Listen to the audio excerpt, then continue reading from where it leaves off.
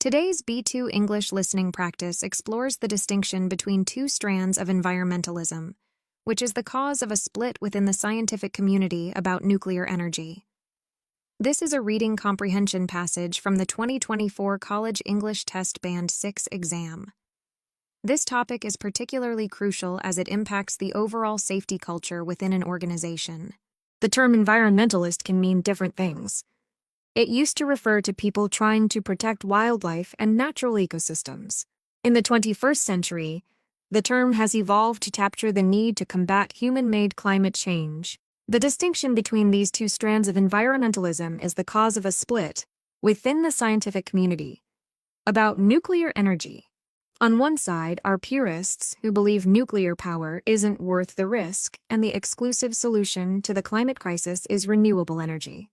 The opposing side agrees that renewables are crucial, but says society needs an amount of power available to meet consumers' basic demands when the sun isn't shining and the wind isn't blowing. Nuclear energy, being far cleaner than oil, gas, and coal, is a natural option, especially where hydroelectric capacity is limited. Liam Clark, who helped author reports for the United Nations Intergovernmental Panel on Climate Change, isn't an uncritical supporter of nuclear energy, but says it's a valuable option to have if we're serious about reaching carbon neutrality. Core to all of this is the degree to which you think we can actually meet climate goals with 100% renewables, he said.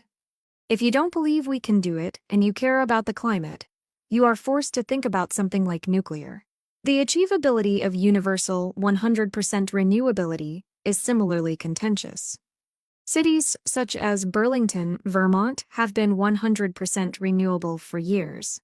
But these cities often have small populations, occasionally still rely on fossil fuel energy, and have significant renewable resources at their immediate disposal. Meanwhile, countries that manage to run off renewables typically do so thanks to extraordinary hydroelectric capabilities.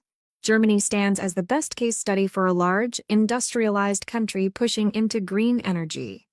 Chancellor Angela Merkel, in 2011, announced Energiewende, an energy transition that would phase out nuclear and coal, while phasing in renewables.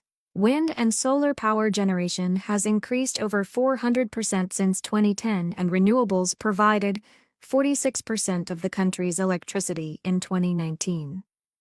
But progress has halted in recent years. The instability of renewables doesn't just mean energy is often not produced at night, but also that solar and wind can overwhelm the grid during the day, forcing utilities to pay customers to use their electricity. Lagging grid infrastructure struggles to transport this overabundance of green energy from Germany's north to its industrial south, meaning many factories still run on coal and gas. The political limit has also been reached in some places, with citizens meeting the construction of new wind turbines with loud protests. The result is that Germany's greenhouse gas emissions have fallen by around 11.5% since 2010, slower than the European Union average of 13.5%. Now, I'm going to ask you some questions about today's topic to test your understanding. Write your answers in a comment down below. 1. What accounts for the divide within the scientific community about nuclear energy? 2. What is the solution to energy shortage proposed by purists' opponents? 3. What point does the author want to make with cities like Burlington as an example? 4. What do we learn about Germany regarding renewable energy? 5. What may be one of the reasons for Germany's progress having halted in recent years? Please leave a comment and answer the questions. I'll see you next time.